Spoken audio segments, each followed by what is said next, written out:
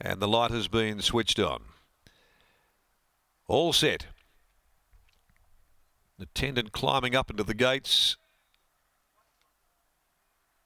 Flurry of movement from within the stalls. Lights still on. Gates go back. Off and racing. Military Power actually missed the start. Pin Deep is the first of them to hit the ground. Mungo Jerry and Empress of India both into stride very well from See You at the Session. And after that, tardy beginning. Military Power now being used up and forced to go around the outside to try and get near Pin Deep. Further back, Village Girl. Empress of India lost her spot. She got back there with Prince and last Soaring Solo. 500 left to run. Pin Deep shows the way to the home turn. Military Power had to use up a bit of gas to get up to its girth. 2 lengths See You at the Session. Mungo Jerry down near the inside waits for the cutaway. They're followed by Village Girl to the outside. Prince the middle. Empress of India going up inside of those. Dropping out Soaring Solo. Down to the 250. Pin Deep. Military Power. 2 lengths See You at the Session. Empress of India further back. It's Pin Deep. Military Power with 100 left to go. Pin Deep and Military Power toe to toe. Military Power. Pin Deep. Pin Deep. Military Power. All close go. No. Military Power, mighty win. Military Power, who'd missed the start and had to be really used up, has done a mountain of work and got there from Pin Deep right on the line, I fancy. Behind them, Empress of India, See You at the Session for third. In company there with Prince, also Mungo Jerry, Village Girl. Soaring Solo is the last of them in. Waiting for the placings here to come through after the Schweppes handicap. What a great battle. Stirring go. Pin Deep, Zeph Johnston Porter. His partner, Chanel Cooper, Military Power, who was slow out of the gates, uncustomary. And then Chanel decided to just throw the toys out of the cot, and she went ripping around them to get outside of Pin Deep and has proven too good. It's been a gutsy win by Military Power to beat Pin Deep. See You at the Session, third from Empress of India. And these two, they just went hammer and tong in the run to the line. Military Power getting home by Defcon from Schnitzel Express, trained by Jim Taylor. Chanel Cooper defeats Pin Deep by Deep Field, Zeph Johnston Porter, and 11 See You at the Session, Matty Derrick for Sean and Jay Casey by Sessions.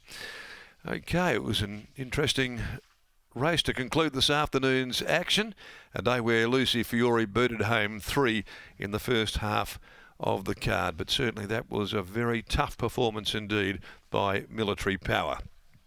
Margins to come, along also with the time here for the 1,000 metres.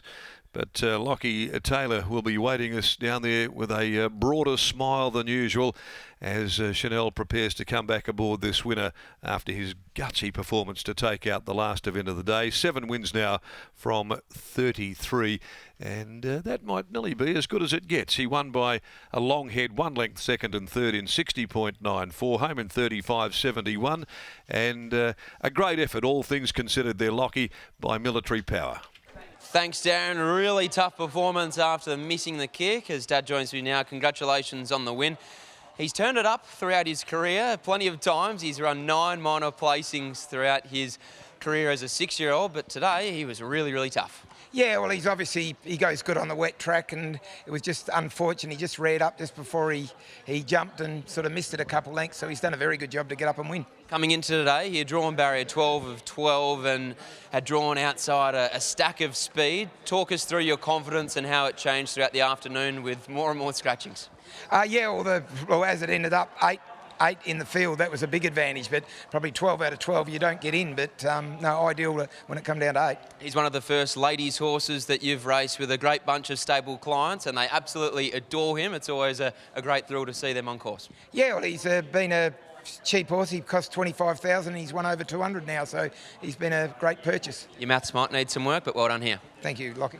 There's Dad after the win of Military Power. Not quite $200,000 just yet, just shy, Scotty, which I'm sure you enjoyed. Well, he's probably already added today's check onto their Lockie. He's one step ahead of you most of the times down at the stable, so it might be the same there in the race book. But that's a wonderful effort from this horse to miss the kick the way that he did, burn up that fuel to get to the position outside the leader, and then still fight on. Pin deep, when you watch the barriers open, he jumps out like a gazelle. So he has done no work to find the front, and then for the first 200 to 300 had no breeze horse. Then Military Powers not only joined him, but headed him and fought him off. Absolutely, really tough performance, and when Dad gets home and checks the racebook, he'll be absolutely filthy with me. Coming into today, $178,565, and he's picked up $19,000 for the win today. So he's just shy. Just shy. A little bit of rounding, never hurt anyone. Lockie, never let the truth get in the way of a good story. You know how much I enjoy that one. Chanel Cooper here is about to come in and weigh in after the victory in the last of Military Power. She's ridden this horse at his last 3, and they clearly get along very well. She's just about to weigh in, and then we'll get a word. She's starting to ride lots of these Metro winners with that 3 kilo claim. It's another Quinella there for Chanel and Zephyr in fighting out the finish. Chanel, what happened in the barriers? Yeah, this horse has obviously just got really tricky manners in those gates, and if he doesn't go in late, he gets a bit up and about, and we're quite lucky that he didn't hurt himself or me in that matter, and he just went up, but all was well after that. When you did miss the kick, was there a temptation to stay back, or you're always planning to try and find your feet and then muster as quick as you could? Well, I sort of half had the thought, but it didn't quite look to be enough pace on, and I think if I was to sit him, it really needed to be going quick. So he's a type of horse that always keeps giving, and I feel like he goes good forward, so I was like, we'll just go with that. He was entitled to be vulnerable late after doing that mid-stage race work.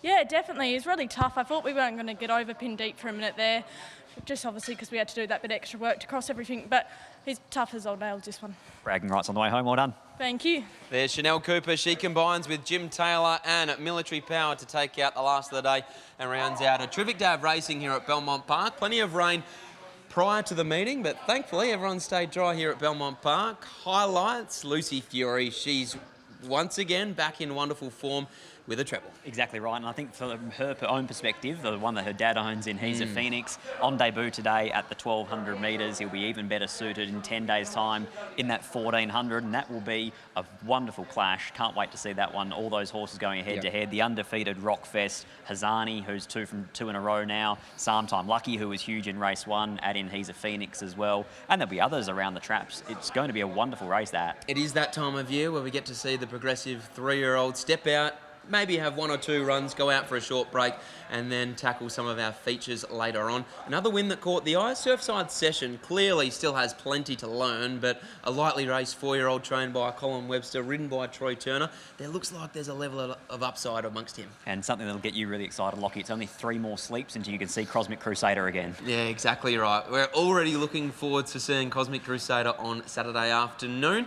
Bunbury tomorrow. Do you have an early thought on the Bunbury meeting covered on racing.com and Racing WA TV once again tomorrow? I think Michael Lane has a nice day. Eternal Wine looks to remain undefeated tomorrow. She's in a Class 1, thinks she's very hard to beat. I've been following that form line through Eternal Wine, True Fiction and Vivalda. Split them. She goes around in race 1 tomorrow. So a couple of really nice types down there at the BTC. I actually think horseflesh-wise, there's better quality tomorrow at Bunbury than there was here today in the metro area. So it's all happening here in the West. I've touched upon the fact that we're excited to see the 3-year-old step out over the next few weeks leading into the Summer Carnival, because Ascot is less than 4 weeks away now, but we're also starting to see some of our open class horses, whether it be at the races or at the trials.